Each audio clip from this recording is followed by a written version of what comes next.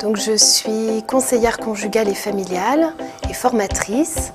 Je me suis formée à ce métier il y a une petite dizaine d'années à Lille. Et puis s'est posé la question de monter ma propre structure quand j'ai déménagé en Inde, un peu bizarrement. Voilà, j'ai déménagé en Inde et là, du coup, je devais démissionner. Et je me suis posé la question, qu'est-ce que je vais pouvoir faire? Comment exercer mon métier dans ce pays si différent?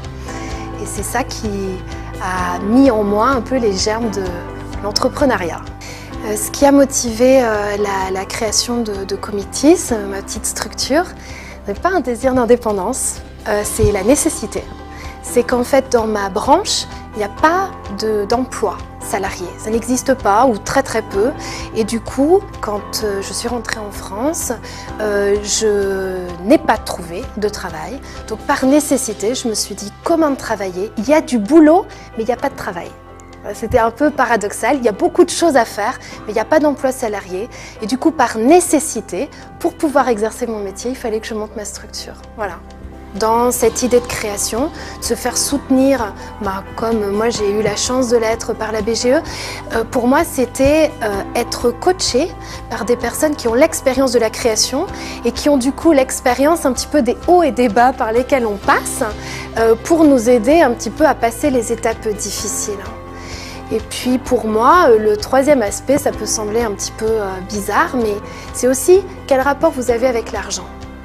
Parce que quand on crée sa structure, il faut pouvoir à un certain moment se faire payer, il faut pouvoir à un certain moment fixer ses prix. Et du coup, c'est quelque chose aussi, je pense, qu'on a à travailler, notre rapport avec l'argent, parce qu'on y est tenu un petit peu dans une création d'entreprise, alors que quand on est salarié, peut-être que dans une certaine mesure, on fait son job et on peut le faire très bien, mais la question de l'argent ne se pose pas forcément au quotidien. Voilà. Je suis très heureuse de faire ce métier. Et en même temps, je dois avouer que je suis en perpétuel questionnement. Voilà.